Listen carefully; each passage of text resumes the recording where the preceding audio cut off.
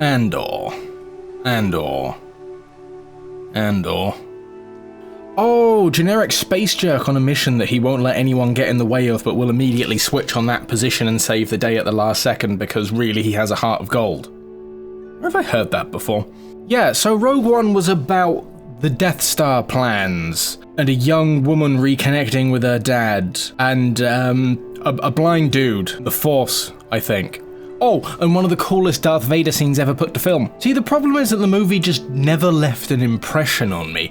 I was sat in the cinema watching it and just kind of waiting for it to end. Not that it was bad, it was just slow and uneventful, which is a really weird feeling to be left with considering just how much actually happened during the runtime. You have terrorist insurgents striking at the Empire in the streets, the Death Star flash-frying a planet using only a fraction of its power, the Empire slaughtering its own people, suspecting them of being traitors, the rebellion joining the fight at a pivotal moment, the protagonist defying the rebellion to do what they know is right, a spy movie-styled infiltration of an enemy base, the rebellion joining the fight at a pivotal moment. Again, a huge space battle ending in, as mentioned before, one of the coolest Darth Vader moments ever.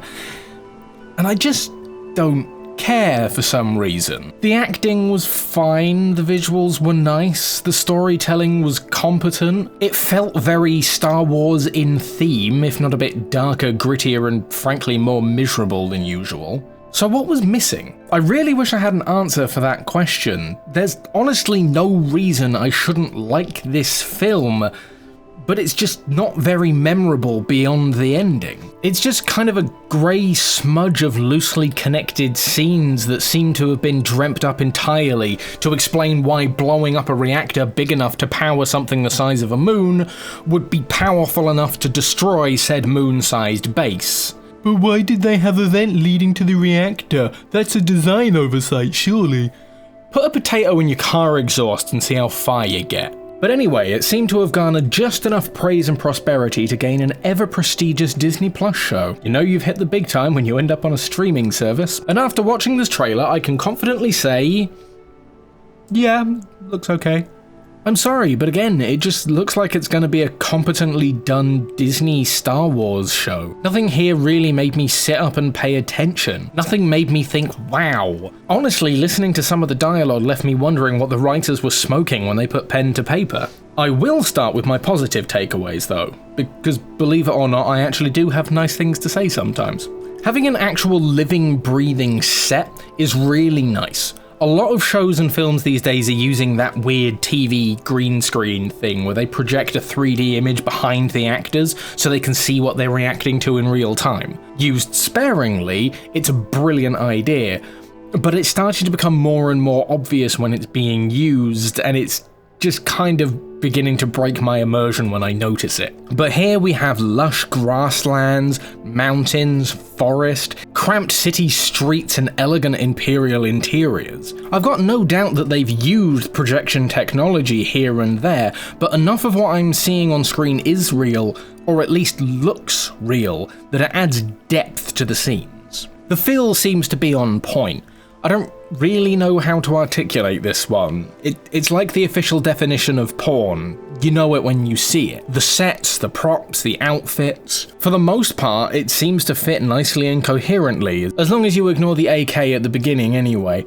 But it has the right look. If you didn't tell me this was a Star Wars show, I'd still know that it was. And most importantly for me, it seems like they've moved away from the established characters of the original and prequel trilogies. Obviously, it's Disney's franchise now. They own all of it and they can do what they like. But it's genuinely refreshing to see them trying to flesh out their own original characters instead of playing on people's nostalgia all of the time. Now for my trepidations.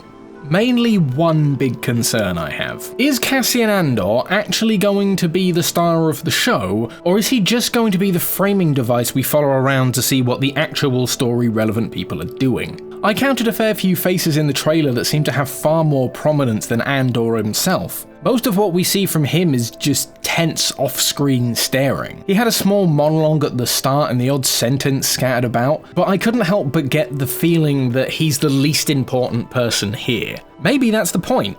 Maybe he's just a hired gun that people need to use to their own ends. He might just be a tool to leverage a situation, perhaps even a willingly sacrificial pawn who's aware of his own irrelevance in the grand design of what he knows to be right. But I still haven't forgiven Disney for what they did to Boba Fett, so I have no intention of giving them the benefit of the doubt. I actually hope this show is good. It has the potential to be passable at least, as long as it doesn't jump dramatically out of its own lane to destroy established canon to fit its own ridiculous story needs. But given how disappointed I've been with pretty much everything else that's been released on Disney Plus in recent memory, I'm gonna be a spoilsport and expect the worst. Oh, and I'm predicting an appearance from Cal Kestis right here. Now get out of my box fort.